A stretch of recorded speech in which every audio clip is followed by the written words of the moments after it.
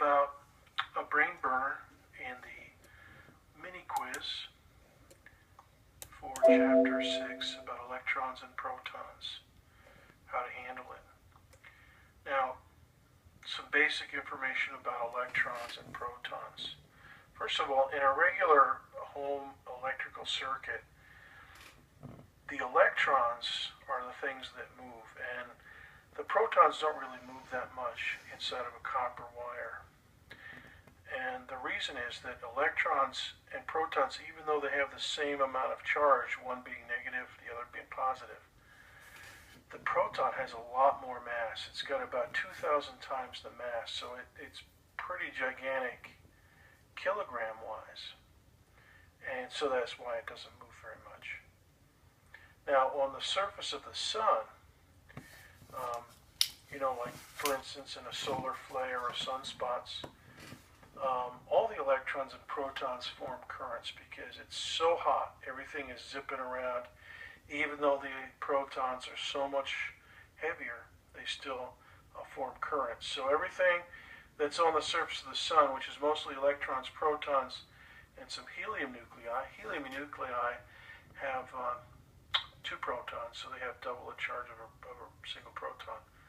Those all form currents, and the interesting thing is the electrons go in one direction, the protons and the helium nuclei go in a different direction, acceleration-wise. Their masses are different, so it can get pretty complicated. But we're not going to try to tackle plasma tubes on the surface of the sun. But we still want to know this basic question, where do the electrons go?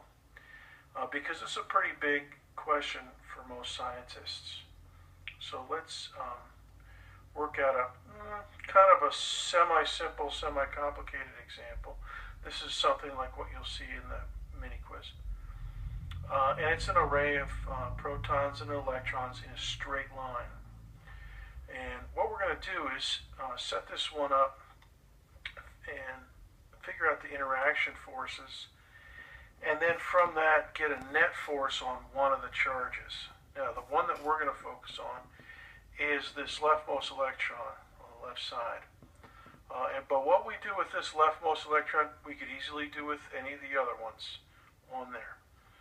So let's tackle this leftmost electron, see what we can see. Because if we can figure out the net force on it, then we'll be able to figure out its acceleration and basically figure out where it goes using F equals ma and all that stuff. Now, what is special about this particular array and the one in the mini quiz brain burner is that we're going to set it up so that all the 5 charges or all the charges are equally spaced. So for instance, the distance between the 2 blue electrons is double the distance between the electron and its nearest neighbor, which is that first proton. So that's the base distance, and the strength of the interaction is the base interaction strength. And that distance relationship holds for the 2 outer protons. So the next proton out is 3 times as far away, and the farthest proton out to the right is 4 times as far away. Now the reason that's important is because it affects the interaction strengths.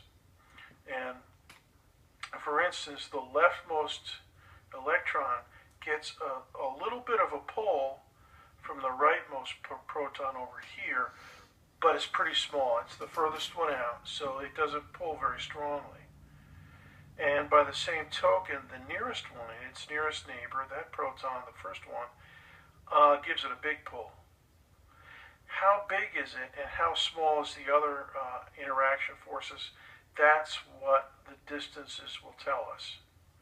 Okay, so we'll get all those interaction forces, figure out how many newtons they are, and then put those together to get the net electric force on that leftmost electron. So here we go. In general, the electrical force law, it looks a lot like the gravitational force law. It's Coulomb's constant K times the charge on each of the 2 objects divided by the square of the distance. Now in this case, the charge on the proton is plus E, the charge on the electron is minus E, and that's in the numerator. And that's going to be the same numerator, except for the sign of the other charge. So we might have either a proton or an electron as the second particle in the numerator. The denominators, though, are going to be changing, so let's focus in on those.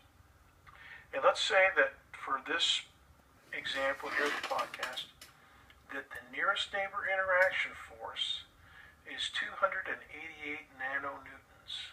Right, so that's between the electron, the leftmost electron, and its nearest neighbors, which is a proton.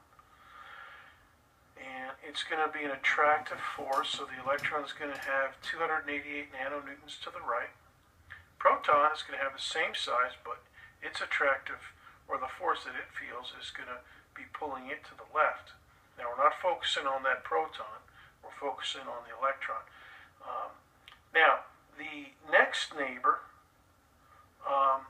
is the electron, and knowing the strength of that first pair interaction, the base interaction between nearest neighbors, that's going to let us figure out all the other interaction forces on here.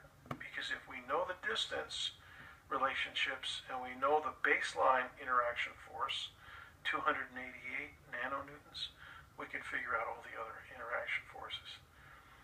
Now, in this particular case, the electron to electron repulsion is going to be 1/4 of 288 nanonewtons, and that's because the distance is twice as big. Now, the distance goes in the denominator in general. When you square twice as much distance, the denominator is 4 times as big. So whatever the distance ratio is, you square that, and that's how much bigger your denominator is. All right, and since it's a denominator, that means your force gets weaker. So in this case, it's 288 nanonewtons times 1/4. Now, that works out to be 72 nanonewtons. Also, it's a push force to the left. The electrons repel each other, so our target electron on the left gets a leftward push from that middle electron. So it's aimed to the left, and the size of it is 72 nanonewtons. So to represent leftness, I've used a minus 72 for this arrow. All right, so there's my first two interaction forces. The base interaction, 288 to the right, and then the next interaction force, 72 to the left. We got a couple other ones, but at least we got these two squared away. So put a check mark next to that second electron. All right, now we're still working with the nearest neighbor interaction force, 288 nanonewtons. All right, the next one we got is the second proton. All right, now here's the distance. That's 3 times as far out. Now 3 times as far, okay, the square of 3 is equal to 9. It's in the denominator. So that means your shrink down factor is 1/9. So the attraction force between the electron and the proton is 1/9 of 288. All right, let's figure out what that is. All right, let's go back to our diagram here. 288 times 1/9 is 32. And it is a pull force to the right, so let's give that a rightward arrow, 32 nanonewtons. And there's the next one. So put a little check mark, ching, next to that second proton. All right, we got one more proton to get squared away, so let's take a look at it. Now this one's going to be smaller. All right, we got 4 times as much distance between it and that target electron on the left. So that means my shrink down factor, my weakness factor, is 1/16. All right, so just like before, I take my shrink down factor and multiply by 288, and that gives me 18 nanonewtons. And it is also a pull to the right from that rightmost proton. Now you can see that it's the smallest interaction force. And now we can say that we've got all the four interaction forces squared away, and we can just add them up. We got 3 positives, 1 negative, so we're going to do a little adding and then a subtraction. And when you do that, you get a net rightward force of 266 nanonewtons. And that is the answer to this brain burner question. So when you get to this one on mini quiz, I believe it's mini quiz F, that is how you handle it. Thank you.